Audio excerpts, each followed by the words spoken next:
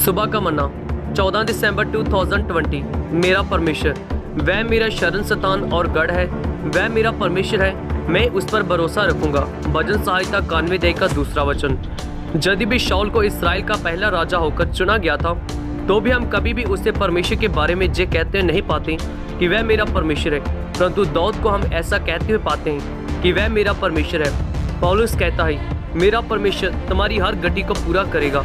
परमेश्वर किस प्रकार मेरा परमेश्वर जहाँ एक व्यक्तिगत परमेश्वर बन सकता है, पवित्र आत्मा प्राप्त करने के द्वारा, पानी का बपतिस्मा लेने के द्वारा, जहाँ परमेश्वर की इच्छा करने के द्वारा हम परमेश्वर को अपना परमेश्वर होकर नहीं बना सकते।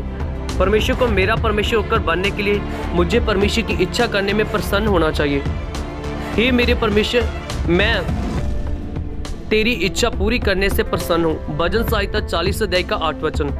आप परमेश्वर की इच्छा तो करते होंगे, परंतु आनंद के साथ नहीं करते होंगे। जब आप आनंद के साथ परमेश्वर की इच्छा करने के लिए प्रसन्न होते हैं, तो सर्वशक्तिमान और सर्वव्यापी परमेश्वर आपका अपना व्यक्तिगत परमेश्वर बन जाता है। परमेश्वर को जानना और परमेश्वर के बारे में जानना दोनों अलग अलग बात है।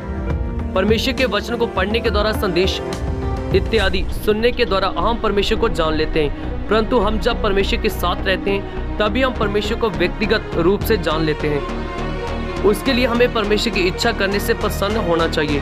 तेरी वो विस्तार मेरे अंत करने में बसी है। भजन संहिता 40 अध्याय का 8 वचन।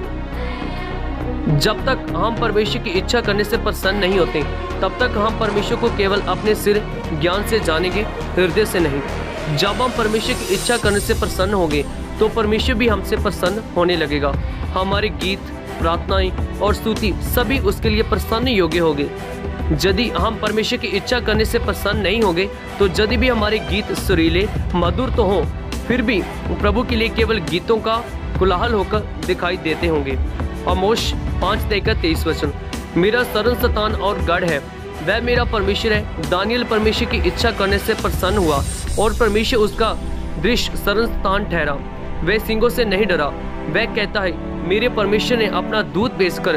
यदि हम परमेश्वर की इच्छा करने से प्रसन्न नहीं होंगे, तो हमारे पास एक झूठ का शरण स्थान ही होगा।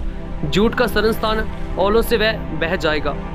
यशायाह 28 अध्याय का 17 वचन। यदि हम आनंद और प्रसन्नता के साथ परमेश्वर की इच्छा नहीं करते, तो एक दिन हम समझेंगे कि हमारा शरण स्थान नहीं है और हमारे सभी शरण स्थान झूठ के शरण स्थान ही थे। सुबह का मन्ना। God bless you.